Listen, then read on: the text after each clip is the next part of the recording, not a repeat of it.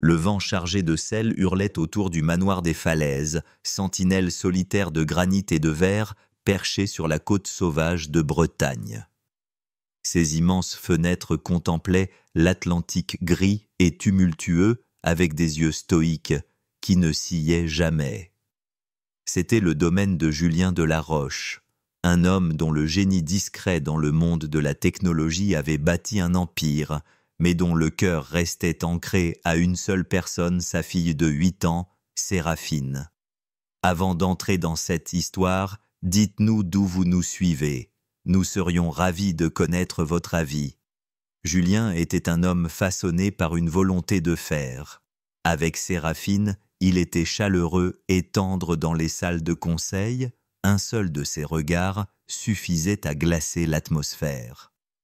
Au milieu des grandes familles de la région, dont la fortune était ancienne, ses costumes impeccables et son esprit encore plus affûté faisaient de lui un étranger qu'on ne pouvait ignorer. Les rumeurs le suivaient comme le brouillard côtier. Pas mal pour un nouveau riche. Il entendait chaque murmure, écho des portes qui s'étaient autrefois fermées devant lui, et se contentait d'ériger des murs encore plus hauts.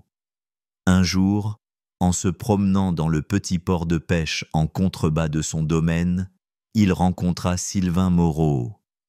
L'homme portait une jaquette élimée, ses mains étaient calleuses à force de rapiécer des filets, et dans ses yeux brûlait une faim que Julien reconnut, pour l'avoir connu lui-même. Sylvain parla de malchance et de bouches à nourrir. Se revoyant dans ses propres débuts difficiles, Julien lui offrit une bouée de sauvetage, un poste de jardinier et de chauffeur. L'épouse de Sylvain, Agnès, fut bientôt engagée comme gouvernante, et leur fils, Gilles, du même âge que Séraphine, s'installa dans les quartiers du personnel. C'était un acte de compassion, une porte ouverte. Julien n'aurait jamais imaginé les ténèbres qui allaient s'y engouffrer. Au début, le manoir sembla plus vivant. Les compliments d'Agnès étaient doux comme le miel, son sourire un baume apaisant. Sylvain se tenait droit comme un i dans son uniforme impeccable, la gratitude gravée sur son visage. Pourtant, Élise, la vénérable cuisinière qui servait Julien depuis son enfance, vit clair dans leur jeu. Elle remarqua le regard insistant d'Agnès sur le coffret à bijoux de feu Madame de la Roche et la manière dont Sylvain expertisait les œuvres d'art qui ornaient les murs. Les petites cruautés commencèrent comme une marée montante, lente et presque imperceptible. Au petit déjeuner, une pile de crêpes dorées et dégoulinantes de sirop était servie à Gilles Séraphine. Elle recevait du pain sec. « Oh, quel dommage !» soupirait Agnès avec une fausse compassion dégoulinant de sa voix. Il n'y avait plus de pâtes, et Gilles est un garçon en pleine croissance, vous comprenez. Séraphine, d'une politesse irréprochable, se contentait d'hocher la tête, le creux de la faim un secret bien gardé. Le poison se répandit. Sur le chemin de l'école privée, Sylvain croisait le regard de Séraphine dans le rétroviseur. « Vous savez, mademoiselle, disait-il d'un ton faussement désinvolte, ce serait plus simple pour tout le monde si on laissait croire que Gilles est l'héritier. Moins de confusion, n'est-ce pas ?» Quand elle murmurait « Mais je suis la fille de Monsieur de la Roche », il ricanait d'un rire bas et glaçant. « Bien sûr, ma petite, bien sûr. » À l'école, les chuchotements devinrent des railleries. On l'appelait la petite protégée, tandis que Gilles était salué comme le véritable héritier du manoir des falaises. Ses amis s'éloignèrent, la laissant seule au milieu des regards froids et des sourires moqueurs. À la maison, ses jouets disparaissaient pour réapparaître dans les mains de Gilles. « Il faut savoir partager, Séraphine », roucoulait Agnès, tandis que Gilles lui adressait un sourire narquois. Quand Julien appelait depuis l'autre bout du monde, la voix soigneusement inquiète d'Agnès l'accueillait. Séraphine a un peu de mal en ce moment, monsieur. Je crois que sa mère lui manque terriblement. » Ces mots étaient un couteau tourné dans la plus ancienne blessure de Julien. Il entendit la détresse feinte, la prit pour une inquiétude sincère, et le doute germa dans son cœur. Seule Élise comprenait la vérité.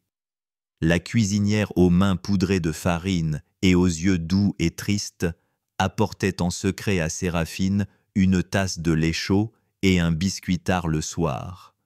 Elle fredonnait de vieilles berceuses en soignant les petites ecchymoses inexpliquées sur les bras de la fillette, son silence un bouclier contre le regard vigilant des Moreau. Séraphine apprit à vivre dans l'ombre, son seul réconfort une photo usée de sa mère et une prière murmurée chaque nuit. « S'il te plaît, papa, rentre à la maison.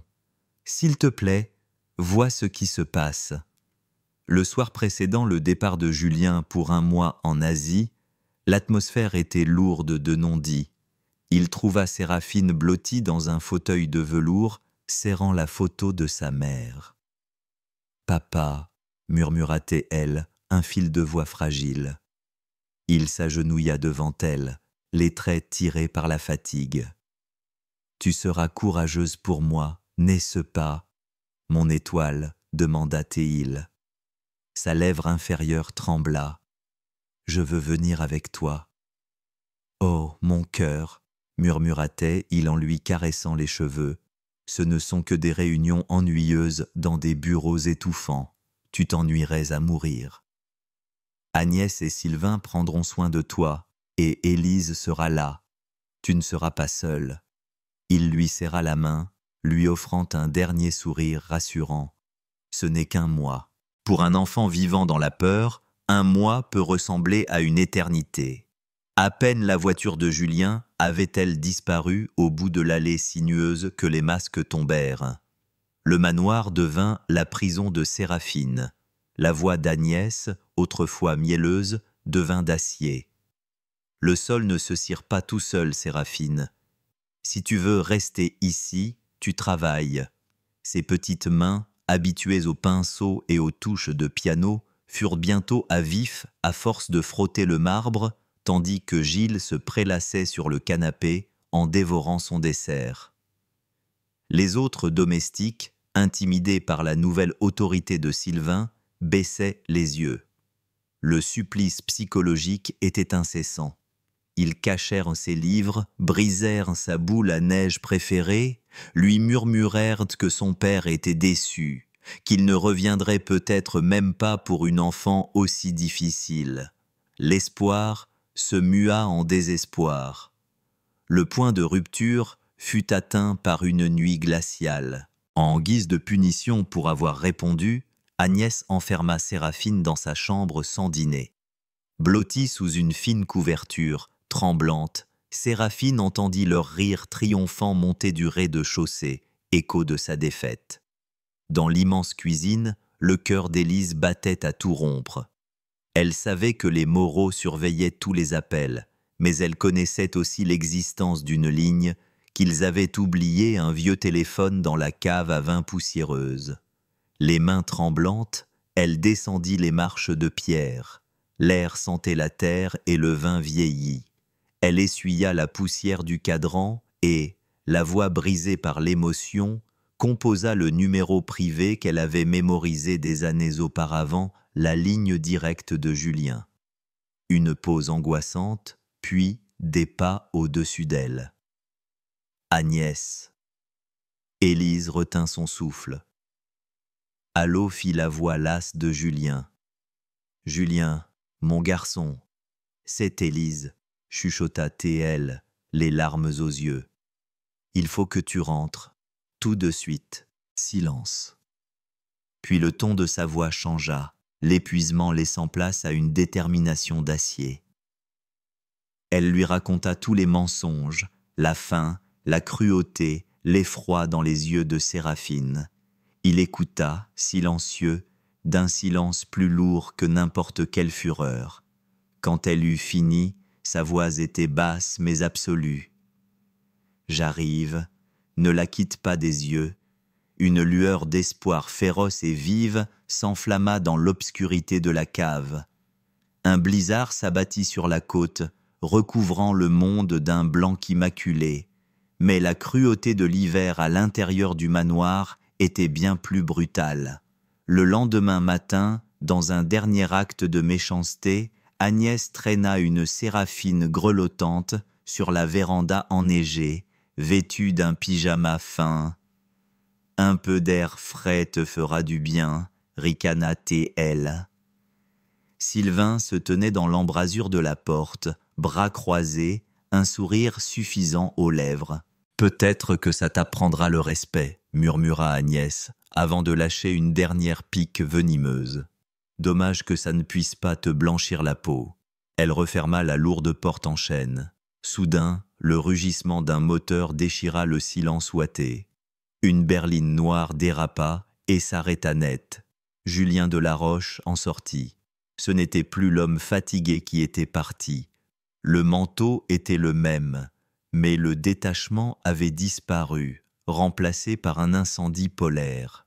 Son regard de tempête se posa sur la scène sa fille, petite et tremblante, la photo de sa mère tombée dans la neige. En 3 longues enjambées, il traversa la cour. D'un seul mouvement, il souleva Séraphine dans ses bras, son corps froid et fragile, un témoignage de son échec. « Élise !» gronda Théil.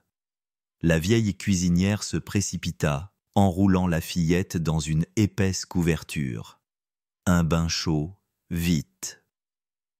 Tenant Séraphine contre lui, Julien se retourna vers Sylvain et Agnès. Chaque pas qu'il faisait dans la neige fraîche sonnait comme un battement de tambour du jugement. Sa voix était calme, mais sans appel. « Vous avez 1 heure. Faites vos valises et quittez ma propriété. Si je revois vos visages, ce sera devant un tribunal où je démantèlerai chaque parcelle misérable de vos vies. » Ils s'enfuirent, terrorisés, leurs empreintes de pas la seule trace qu'ils laissaient derrière eux. Dans les jours qui suivirent, le manoir des Falaises reprit lentement vie. Le silence n'était plus lourd de peur, mais s'installa doucement, empli de paix. La nouvelle de l'arrestation des Moreau pour fraude et maltraitance d'enfants fit brièvement la une satisfaction fugace. Mais la véritable guérison s'épanouit à l'intérieur des murs de granit dans les moments tranquilles près du feu où Julien lisait pour Séraphine, lors des promenades sur la plage à ramasser des coquillages, dans le retour progressif de son rire qui résonnait dans les longs couloirs. Les cicatrices restaient, mais elles devinrent des rappels non pas de la douleur, mais de la force qu'il avait fallu pour y survivre. Un après-midi, alors que le soleil perçait la brume côtière de ses rayons dorés, Séraphine leva les yeux vers son père. « Tu es revenu » murmura-t-elle. Julien passa son bras autour d'elle, la serrant fort. « Toujours mon étoile » jura-t-il, la voix pleine d'émotion. « Je reviendrai toujours pour toi. » Et dans cette promesse, le manoir des Falaises renaquit, non plus comme une forteresse pour tenir le monde à distance, mais comme un sanctuaire farouchement protégé, où la vérité ne serait plus jamais réduite au silence. Les saisons passèrent. Le printemps revint en Bretagne, faisant éclore les ajoncs d'or sur les falaises et parsemant les jardins du domaine de couleurs vives. Le manoir des Falaises, tout comme ses habitants, portait les cicatrices de l'hiver, mais il se tenait droit, baigné dans une lumière nouvelle. Il n'était plus un symbole de richesse ou d'isolement, mais le cœur battant d'une famille reconstruite, un havre de paix cimenté par un amour plus fort que toutes les tempêtes. Ensemble, père et fille regardaient l'horizon, non plus comme une étendue grise et menaçante, mais comme la promesse infinie de jours meilleurs. Aidez-nous à partager des histoires significatives en cliquant sur le bouton « J'aime » et en vous abonnant. N'oubliez pas d'activer la cloche de notification pour commencer votre journée avec des leçons profondes et une empathie sincère.